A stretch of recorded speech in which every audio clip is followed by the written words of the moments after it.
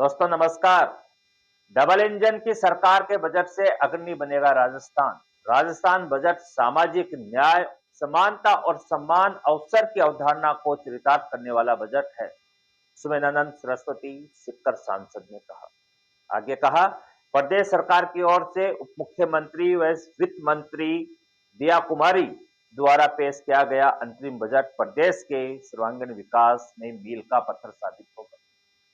युवाओं के लिए 17,000 नौकरियां, महिला बुजुर्गों की पेंशन में 150 रुपए की वृद्धि, किसानों के लिए गोपाल क्रेडिट कार्ड की शुरुआत, 5 लाख घरों में सोलर प्लांट, जयपुर में मेट्रो विस्तार, अल्प आय वर्ग और सीमांत किसानों के बच्चों को निःशुल्क शिक्षा, मुख्यमंत्री विश्वकर्मा पेंशन योजना, 2,000 करोड़ का कृषि क्षेत्र के लिए राजस्थान एग्रीकल्चर कोष से बनाने का प्रावधान, 10,000 किलोमीटर सिंचाई पाइपलाइन, 50,000 किसानों के लिए तारबंदी, 5,000 किसानों के लिए वर्मी कंपोस्ट इकाइयां, किसानों को ड्रोन जैसी तकनीकी उपलब्ध कराने सहित प्रदेश के सभी वर्ग और क्षेत्र के विकास के लिए यह बजट श्रेष्ठ साबित होगा। यह मजबूत, सुरक्षित और विकसित राजस्थान बनाने की दिशा में महत्वपूर्ण कदम है। युवाओं के भविष्य को सुधारने के लिए संभाग स्तर पर युवा साथी केंद्र की स्थापना व स्किल डेवलपमेंट कार्यक्रम शुरू किए जाएंगे। साथ ही महिलाओं को उचित न्याय दिलवाने के मकसद से 174 पुलिस थानों में महिला हेल्प डेस्क से शुरू की जानी एक अच्छी पहल है। प्रदेश की जनता की ओर से नवयुग प्रवर्तक यशस्वी प्रधानमंत्री नरेंद्र मोदी और माननीय मुख्यमंत्री भजनलाल शर्मा का आभार व्यक्त करता हूं, ऐसा भी कहा सिक्कर सांसद ने। आइए सुनते हैं सिक्कर सांसद ने पूरे बजट को लेकर क्या कहा। मैं आपसे निवेदन करूं कि जो मंदिरों की बात आई है, मैं अपने यहाँ पड़ोस में खाटू मंदिर को देखता हूँ, श्याम जी के मंदिर को। वहाँ लाखों लोगों को रोजगार मिलता है।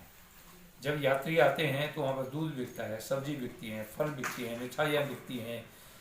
वहाँ होटल के अंदर धर्मशालाओं में लोग रहते हैं, लोगों को रोजगार मिलता है। ट्रेवलिंग की दृष्टि से सैकड़ों वाहन वहाँ पर टैक्सी चलती हैं, गाड़ियाँ चलती हैं, तो अनेक स्रोत खुलते हैं, अवसर, रोजगार के अवसर मिलते हैं। और जयपुर से लेकर खाटू तक, अकेले खाटू की बात कर रहा हूँ, कम से कम 500 होटल होंगे।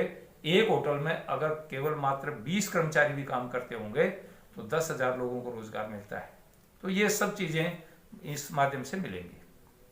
स्वामी जी, देखा जाए तो अब आप लोग एक बार फिर जो है आम चुनाव में जाने वाले हैं। उससे ठीक पहले बजट सत्र चल रहा है, 2-4 दिन और बचा है। तो पूरे अगर कार्यकाल को देखा जाए तो कुछ ऐसा यादगार पल मुख्यमंत्री प्रधानमंत्री नरेंद्र मोदी का कुछ ऐसा डिसीजन जो ऐतिहासिक बना?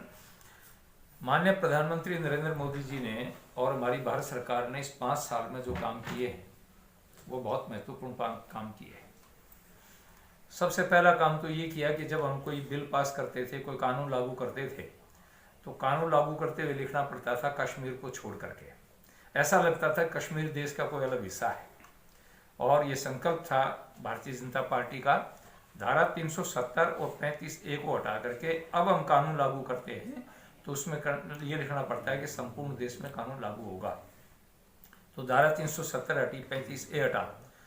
और मुस्लिम महिलाओं के ऊपर जो तलाक का मैटर था वो कानून खत्म किया गया। हमारा सौभाग्य बना कि हम नई संसद में आकर के बैठे हैं। एक भव्य भवन, हमारा जो लोकसभा का सदन है वो राष्ट्रपक्षी मोर की थीम पर, और राज्यसभा का जो हमारा राष्ट्र पुष्प है कमल, उसकी थीम पर बना है। एक सुंदर संस्कृति से युक्त भव्य भवन के अंदर बैठने का हमें सौभाग्य मिला है। और इसके साथ साथ में भगवान राम के मंदिर का निर्माण करके पूरे देश नहीं बल्कि पूरी दुनिया में जहाँ हिंदू भाई रहते हैं उनको गौरव अनुभव हुआ है, एक अध्यात्म का एक स्रोत बना है। कोरोना काल के अंदर जो एक बहुत बड़ा काम किया, एक संकट के समय में अवसर को तलाशते हुए देश में रोजगार बढ़ा। और हमारी 2 वैक्सीन आई। हमारे यहाँ वैक्सीन आने में लग जाते थे 40 साल, 30 साल और 20 साल।